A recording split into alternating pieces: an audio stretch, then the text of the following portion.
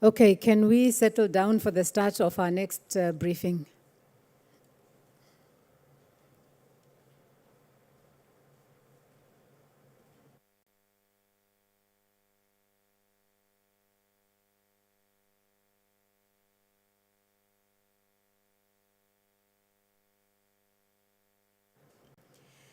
Thank you very much. We are now on to our second press briefing for today. And just to reiterate, for those who are watching us online, we are coming to you from Accra in Ghana, where the African Union is having its sixth mid-year coordination meeting. And we do take advantage of those opportunities to speak to the media as much as we can, and we are grateful for the media that has come to be with us today. So right now we are going to have a briefing from the Commissioner of Political Affairs, Peace and Security of the African Union. And he is His Excellency Ambassador Bankole Adeoye. And today he's going to be giving us a breakdown of the peace and security as well as governance on the African continent. Commissioner, you have the floor.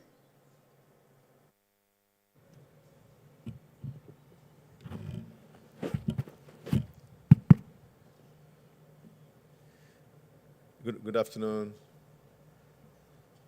ladies and gentlemen. On behalf of the African Union Commission, we are very pleased to address you briefly today. The landscape for governance, peace, and security on the continent is currently very challenging. As you are aware, the challenges are multiple in nature, complex, and widespread. The 5 regions have had to deal with terrorism, violent extremism, including in many parts of the Sahel in particular. It is important that we build the necessary synergies to fight in the collective security mode to fight and defeat terrorism,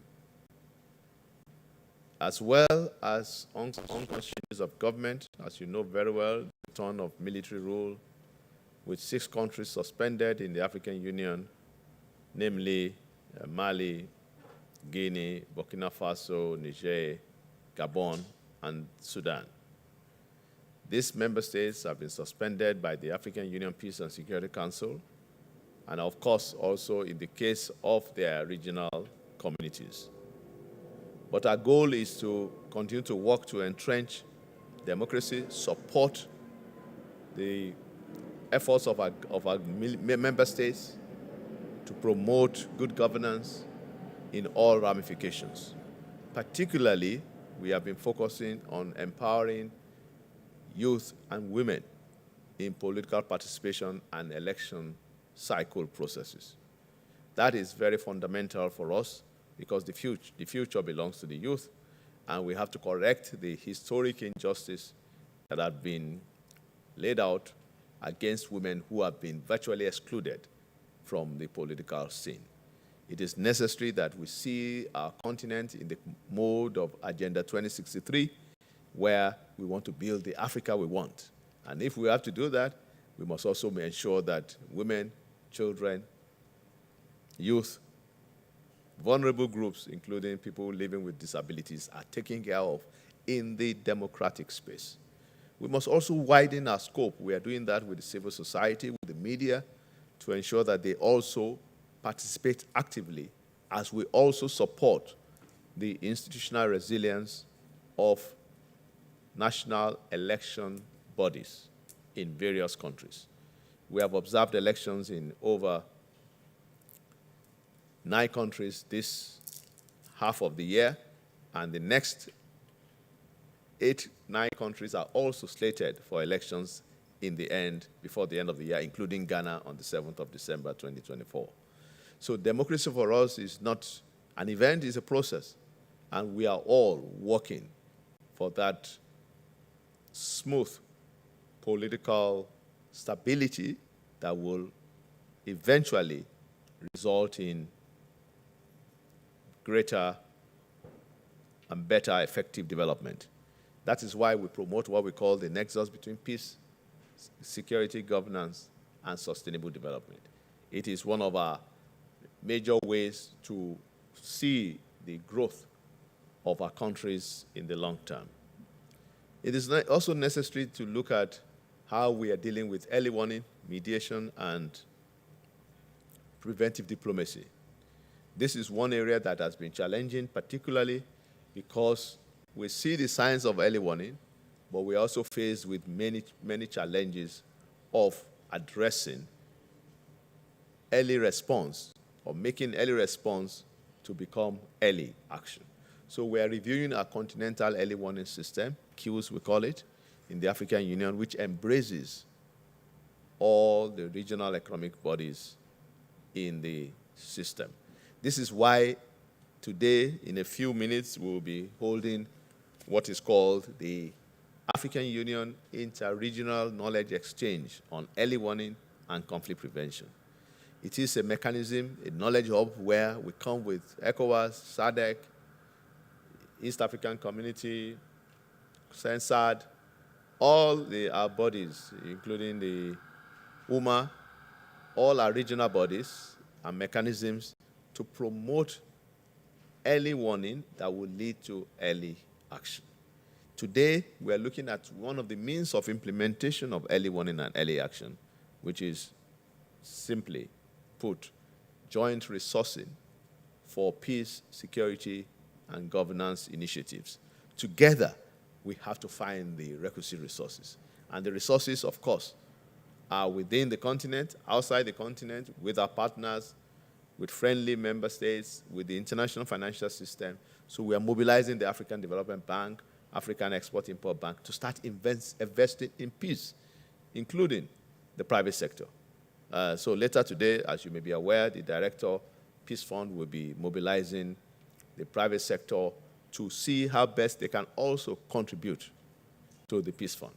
We have to do our own things in the spirit of African solutions to African problems. We cannot continue to rely only on external parties. Finally, we have to build the requisite inclusive, value-driven partnerships, which means with you in the media, with the youth in Ghana and all our continent, so that we can really build a greater continent that we all be proud of. So I will want to listen to some questions, if necessary, in the next 3-4 minutes. But I know that Sudan is also in our sights. As you know, Sudan has been in a very devastating, tragic slide to war. And that war has now turned Sudan into one of the worst humanitarian points on the continent and globally.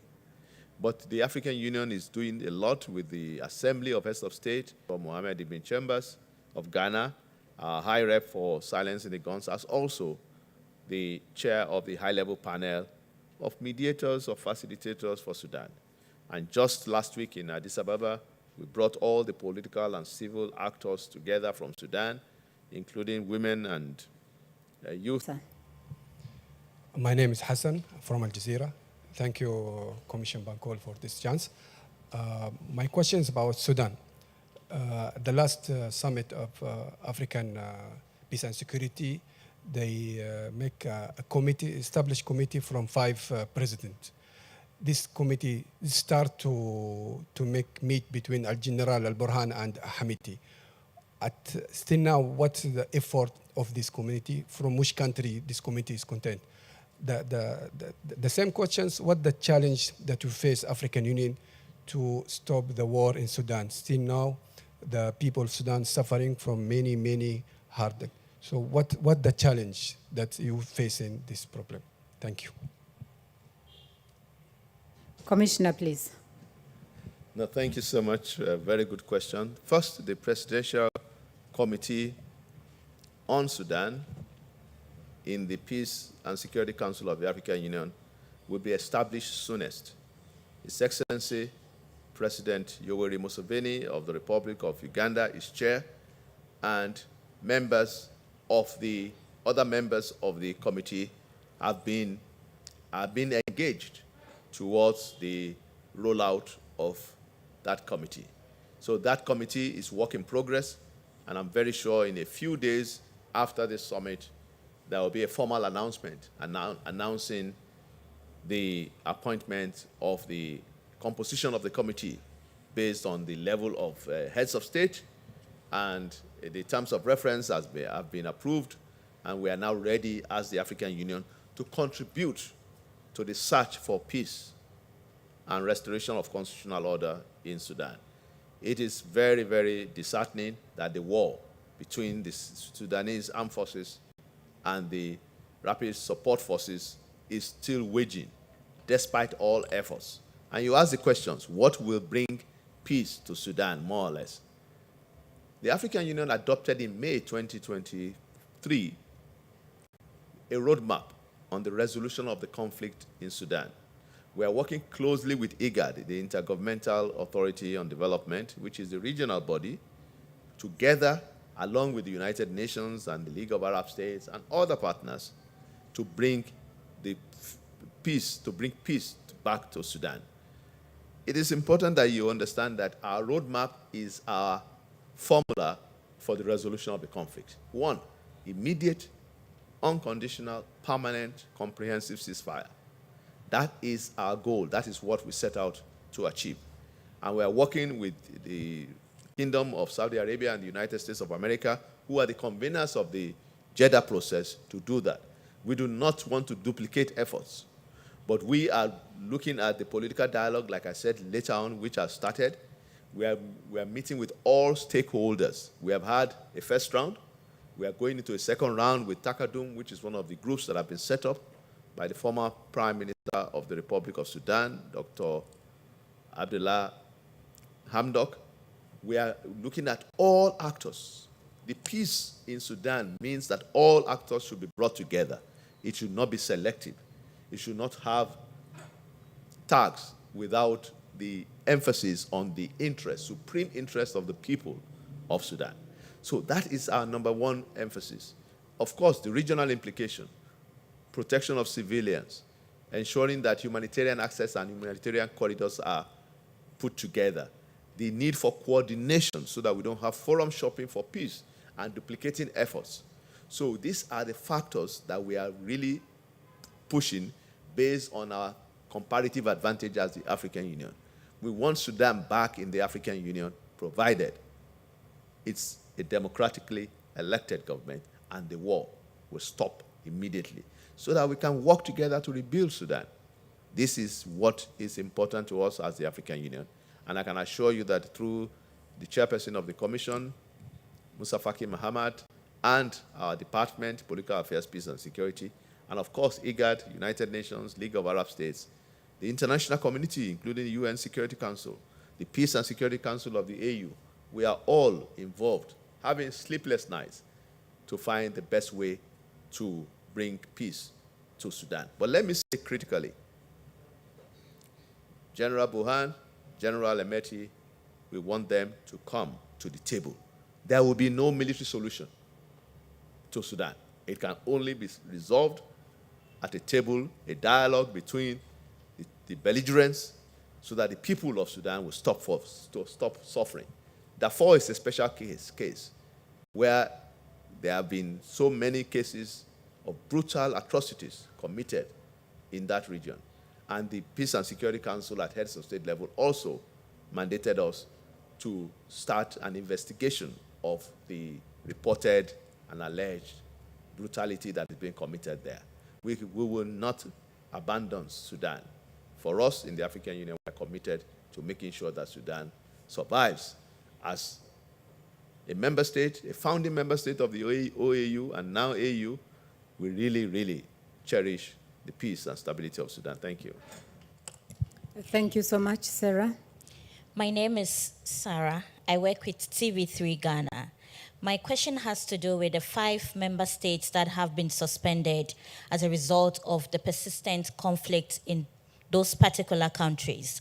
The narrative has been that the African Union has lost its grip and is not able to handle these situations in these countries for an amicable solution. Is that the case? What is the challenge in ensuring that we have peace in these countries that have been suspended which appears to be lacking behind in terms of development, because I'm certain they are not represented here for these particular meetings going on in these 4 days. Thank you. Commissioner, please. Yeah, thank you very much. Another good question. 6 countries have been suspended, not 5.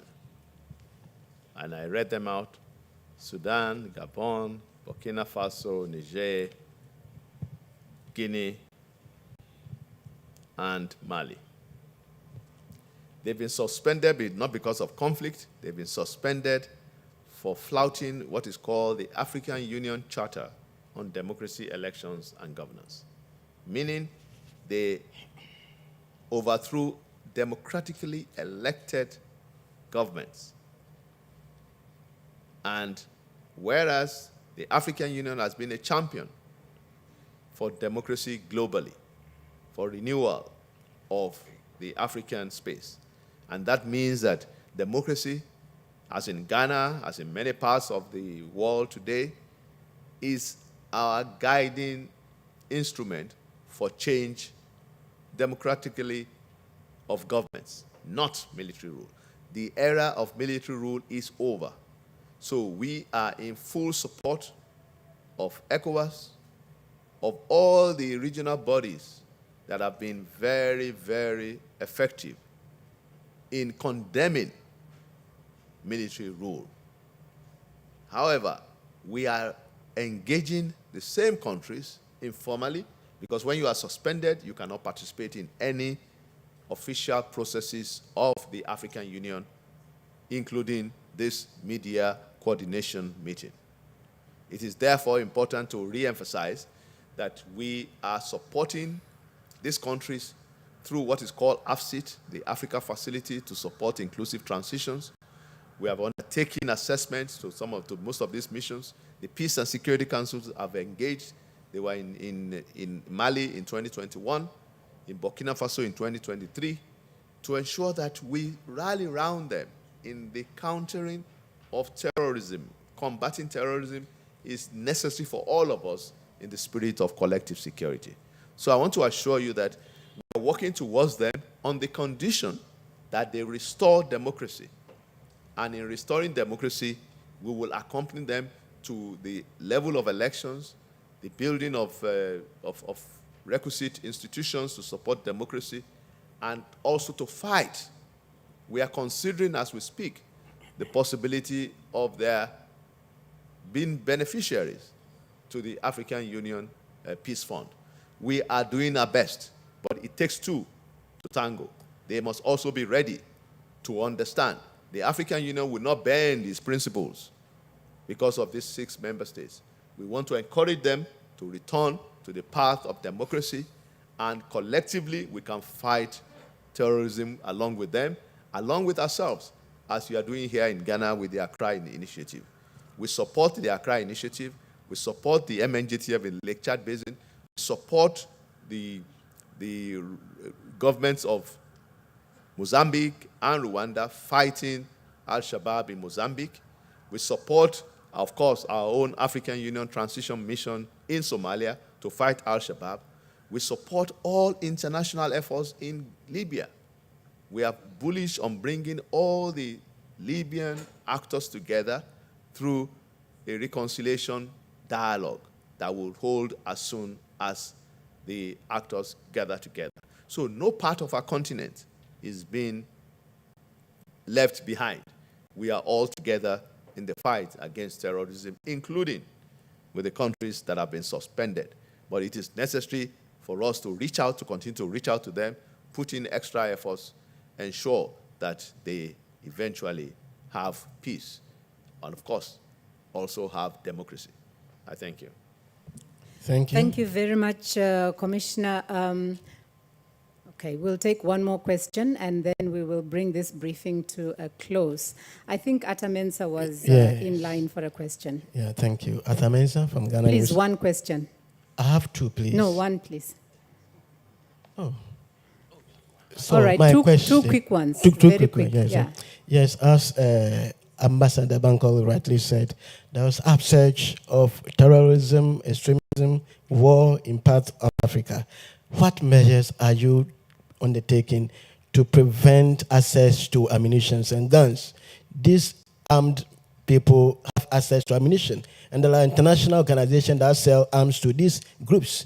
As African Union, what effort are you putting in place to stop these groups to get access to this ammunition so that would help stop war in Africa? Then my second question regards, said Africa Union's goal is to entrench democracy in Africa, and you don't support unconstitutional change of government. But there is a situation in Cote d'Ivoire, for example, that after the government exceeded its tenure, it manipulated the system to continue to be in government. Don't you think such things help to infuriate people, mobilize people to come against the government? Because you have completed your tenure goal so that people will elect somebody to come, but you have manipulated the system and they are in government. And so if you want to help stabilize democracy, what effort are you putting in place to stop these practices? Thank you. Commissioner.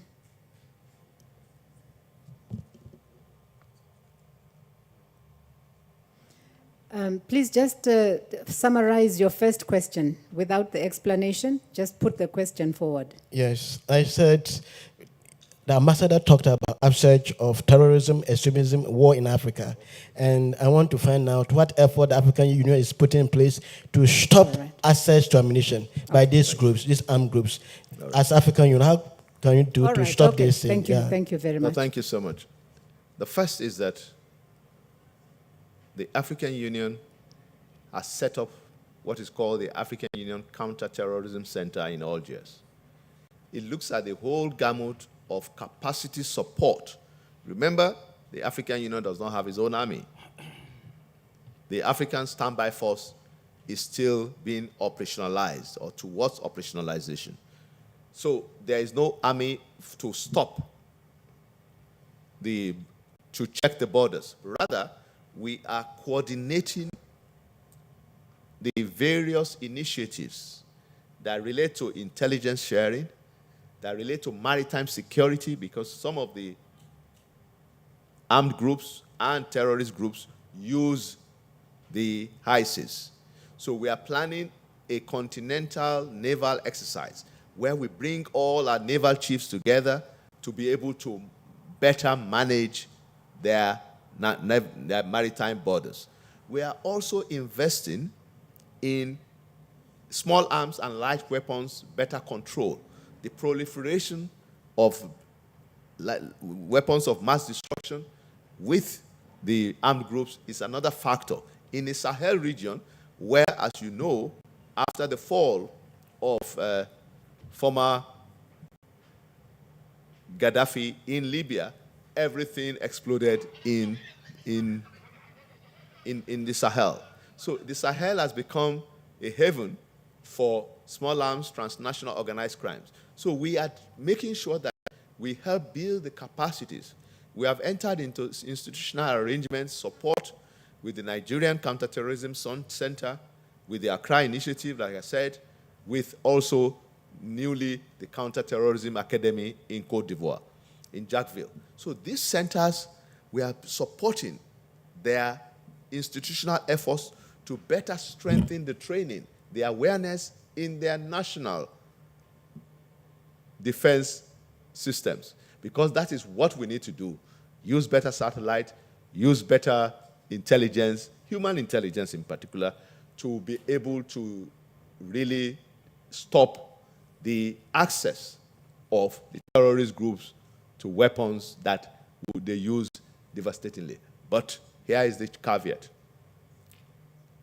On the internet, you can even learn how to produce IEDs. This is where we have to really manage the future. It is important that you see democracy in the context of national constitutional systems. It is not, the African Union does not dictate to its member states. The African Union is made up of member states, and member states have their various constitutional rule of law systems that we follow or we guide them in their deliberations. But let me assure you that our goal is to remain vigilant And all of us must be in the fight, in the vanguard for democracy and also to counter terrorism. Thank you so much. I have to leave. Thank you so much, Commissioner. Members of the press, the Commissioner really has to leave, but anyone with residual questions, please put them forward to Molalet, and he will link you up with the communications officers in the department of the Commissioner for you to receive your responses. Thank you so much.